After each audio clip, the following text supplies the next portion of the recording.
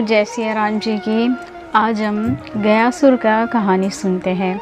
गयासुर को स्पर्श करने से ही जो गया तीर्थ को स्पर्श करने से ही हमारे पितरों का जो मुक्ति हो जाते हैं ऐसे कहते हैं।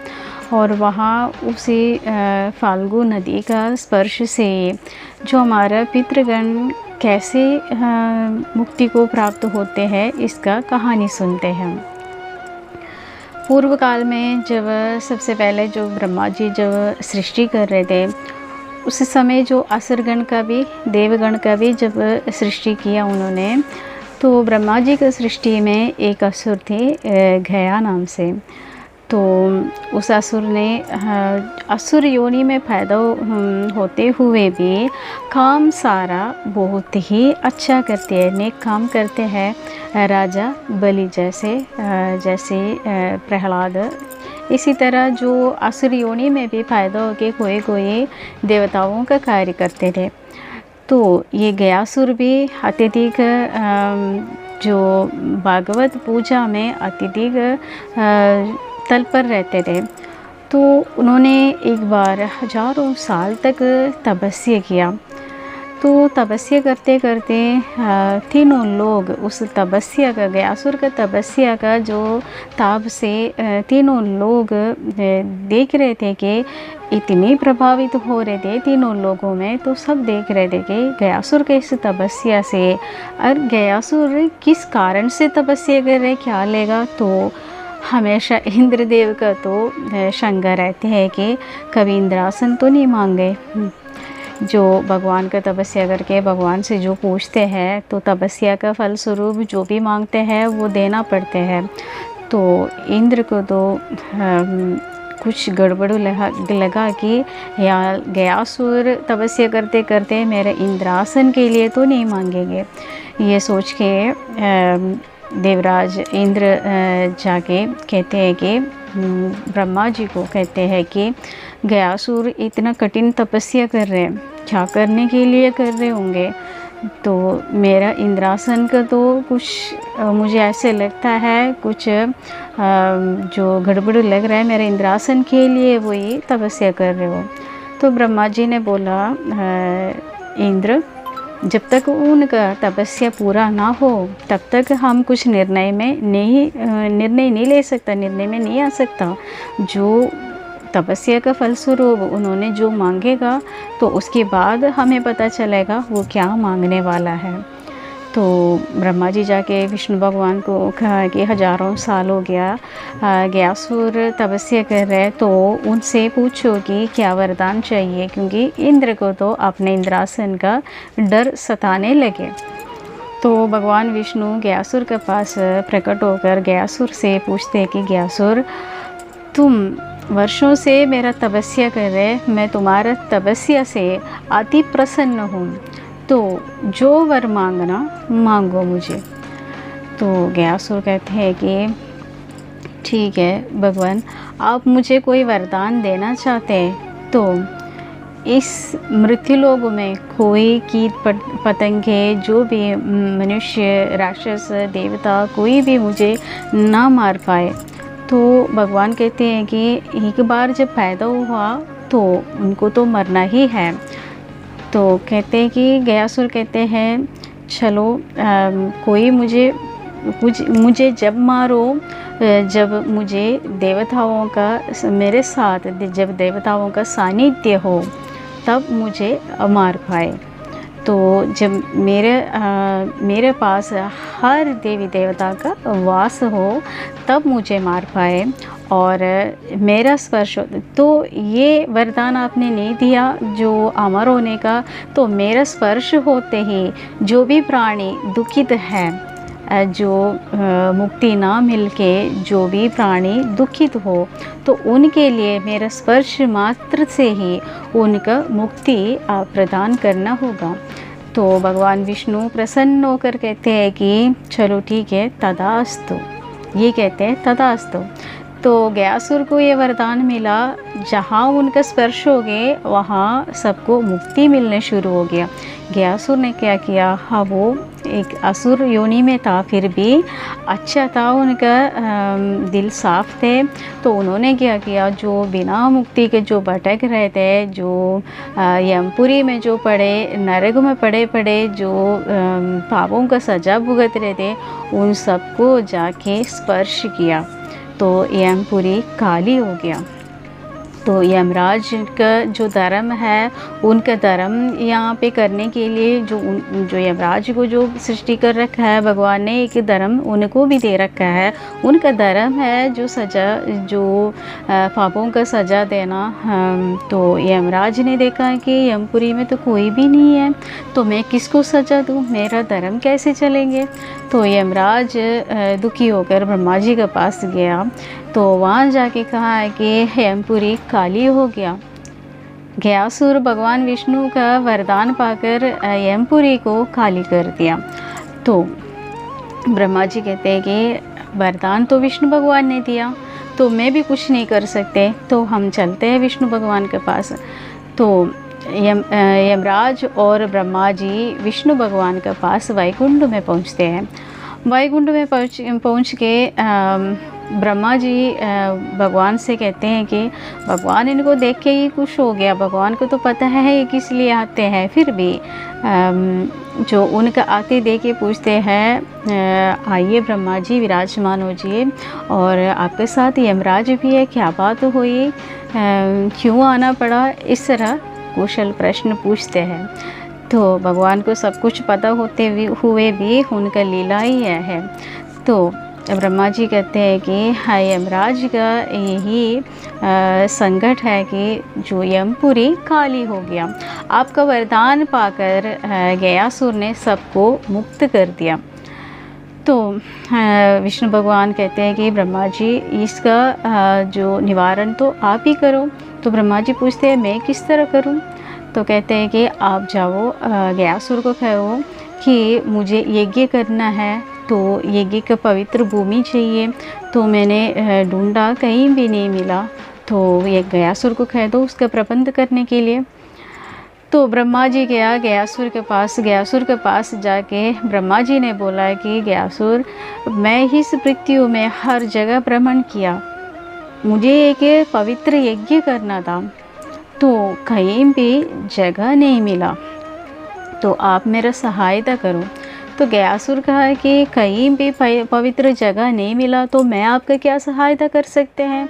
तो ब्रह्मा जी कहते हैं तुम विष्णु भगवान से वरदान ले रखा है, तुम्हारा शरीर पवित्र है, मैं तुम्हारे शरीर में, तो मैं तुम्हारे पीठ पर यज्ञ करूँगा। गयासुर ने कहा कि चलो आपका इच्छा यही है कि मेरे पीठ पर यज्ञ करना, तो मैं आपके लिए उपस्थित हूँ, आप यज्ञ कर लो।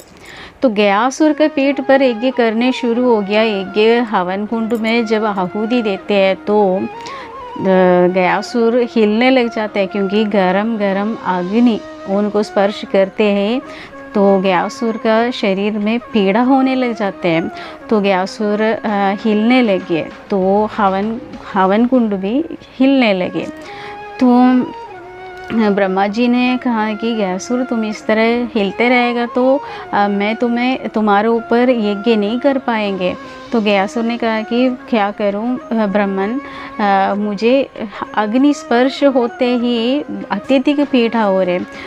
तो ब्रह्मा जी ने क्या किया, उनको ऊपर एक पत्थर उठा के रख दिया, तो ये हिल ना सके।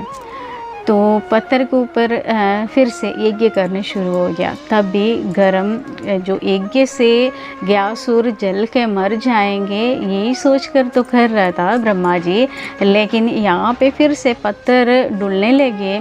तो ब्रह्मा जी भगवान विष्णु को स्मरण किया, कहने लगा कि जब मैं यज्ञ करते हैं ब्रह्मा जो गयासुर जो ब्रह्म यज्ञ होने नहीं दे रहे, ये हिलते रहते हैं। तो भगवान विष्णु ने कहा कि चलो उस पत्थर में मैं विराजमान होता हूँ। तो भगवान विष्णु जो सबसे पहले भगवान विष्णु ने क्या किया, सारे देवी देवताओं को बुलाया तो एक मूर्ति भेजा भगवान का, तो बोला ये गयासुर को ऊपर रखो।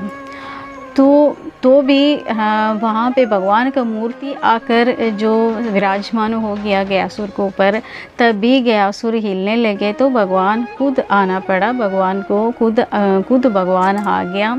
तो भगवान उस पत्थर में विराजमान हो गया, उस मूर्ति में, जो पत्थर जो पहले भी ब्रह्मा जी ने रखा। तो फिर उसके बाद भगवान ने विघ्नहरण गणेश जी को भी वहाँ आवाहन दिया। विघ्नहरण गणेश जी भी वहाँ आ गया, क्योंकि सारा विघ्न दूर करना गणेश जी का काम है, तो गणेश जी भी वहाँ आ गया। फिर देखा विष्णु भगवान ने उनका जो वरदान भी तो है, हर एक देवी देवता का सन्निधि में ही मारा जाएगा। तो भगवान विष्णु ने हर एक देवी देवता को आज्ञा दिया कि इस पत्थर में हर एक देवी देवता विराजमान हो जा। तो हर एक देवी देवता गयासुर का पीठ पर विराजमान हो गया। मतलब उस पत्थर में, जहाँ वो पत्थर ब्रह्मा जी ने रखा था, उस पत्थर में सारे देवी देवता जब प्रकट हो गया, उनका बाहर से उसको गयासुर को दबा के रखे उसके ऊपर हवन करने लगे। हवन में आहुति डालते रहे, तो गयासुर को अग्नि स्पर्श तो हो रहे थे। तो गयासुर ने देखा कि ये मेरा वरदान का फलस्वरूप से हर एक देवी देवता मेरा पीठ पर विराजमान है, तो अब मेरा अंत समय आ चुका है। तो गयासुर बोला है कि भगवान विष्णु से कहा, भगवान मैं अपना शरीर आपको दे दिया, अब मैं अपने प्राण भी आपको दूंगा, लेकिन मैं अपने प्राण यहाँ समाप्त करने के लिए तैयार है, लेकिन आप मुझे एक और वादा देना पड़ेगा। तो भगवान विष्णु पूछते हैं कि कहो तुम्हें क्या वरदान चाहिए। बोला मैं तो अपने शरीर यहाँ से छोड़ जाएंगे, तो मैं जगह जगह जाके यमपुरी में जाके सबको स्पर्श नहीं कर पाएंगे, इसलिए जो भी मेरा स्पर्श के लिए इस गया में आएगा, जो गयासुर का नाम का उस जगह को गया कहते हैं, तो इस गया में जो भी आएगा उनको आप मुक्ति देना ही पड़ेगा। तो ये सारी देवी देवता इस बात का गवाही है।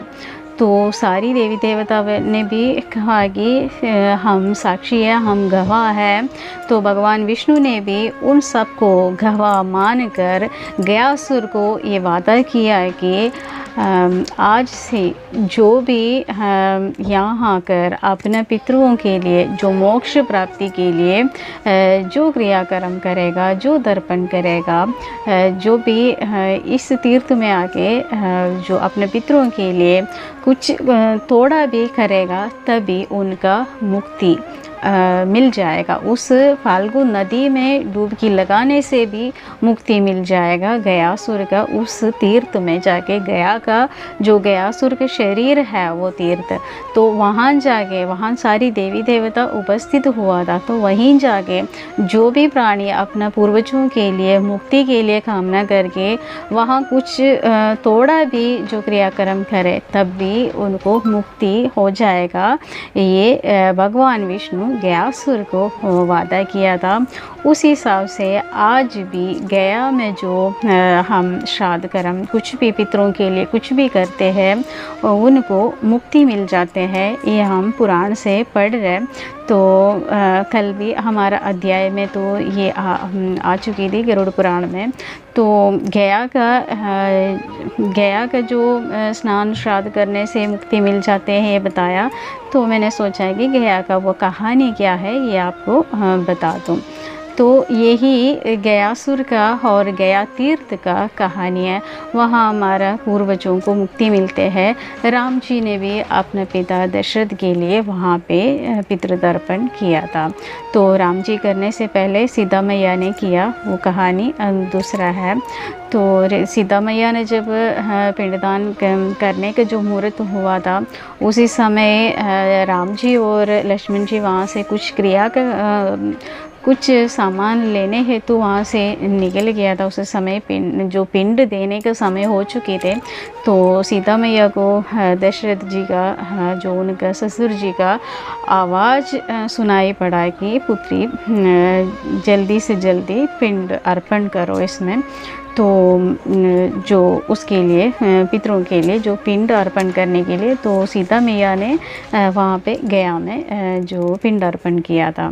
तो सीता मैया का जो पिंड अर्पण करने के बाद जब राम जी आया था तो उन्होंने देखा कि जो सामान लेके आया उससे पहले यहाँ पे पितृतर्पण हो चुका है। तो पूछा तो मैया ने कहा कि मेरे को ऐसे आकाशवाणी सुनाई दिया इसलिए मैंने कर दिया।